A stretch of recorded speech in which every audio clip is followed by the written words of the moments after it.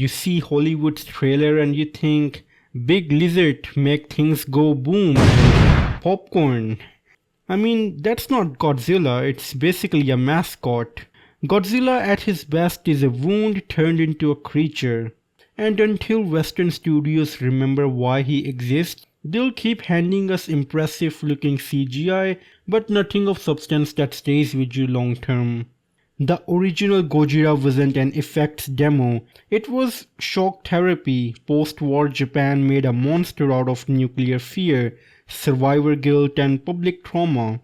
Godzilla's stomp wasn't a metaphor, the bombs didn't just destroy the cities, they broke futures. That's the DNA of the character. Hollywood historically, it treats him like a reptile-shaped set piece. Remember that 98's Godzilla movie that turned him into that weird scaly speedster that basically behaves like a panicked animal? And yes, there's that infamous X energy that turns the whole thing into a B-movie biology class. That movie didn't just miss the point, it declared the point irrelevant.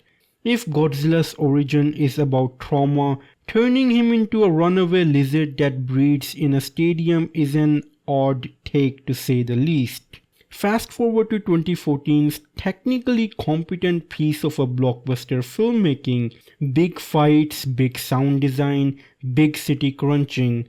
But look closer, the human story is the B-plot, obligatory family tragedy tacked on like legal filler. The movie is essentially a monster parade dressed up as drama. It's satisfying for 15 minutes but forgettable the next week. The point being that scale without meaning is spectacle with an expiration date. Then you get Godzilla Minus One. In Minus One, the monster operates on a symbolic level. The film doesn't hide the human core, rather it centers it. The protagonist's guilt, the ruined life, the national hangover, those things aren't wallpaper. Godzilla is not a headline, he's the consequence.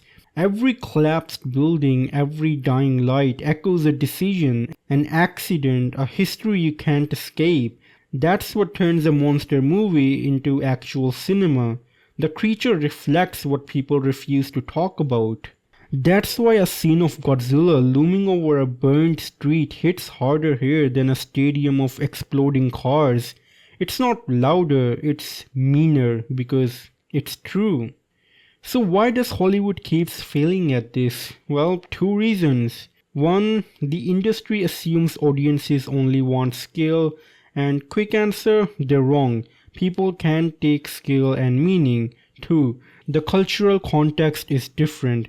Godzilla grew from a specific historical wound. Western writers often try to transplant the suit without transplanting the scar. They think monster is equal to spectacle, then wonder why their blockbuster doesn't stick. What they miss is that the real terror comes from what the monster stands for, not his teeth count. If you're making a Godzilla film and you want it to matter, don't start with the effects budget. Start with the who characters are mourning. Let the human story be strong and painful. Make Godzilla the answer to a question the characters refuse to ask themselves. Give him a history in the frame, not just in the flashbacks or in a line of an explosion. Make damage mean something. Give audiences a reason to care beyond, oh, pretty destruction, whatever. Hollywood can give us monster spectacle forever. And look, sometimes that's exactly what we want on a Saturday night.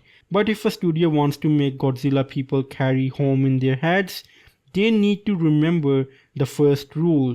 Monsters are symbolic. Godzilla is a trauma with a tail. Treat him like a mascot and you get fireworks. Treat him like a wound and you get a movie that haunts. Which version do you want to watch the next time? The stadium show or the one that stings? Let me know your thoughts in the comments down below. Do you prefer the more deeper, meaningful story, or do you prefer a big spectacle?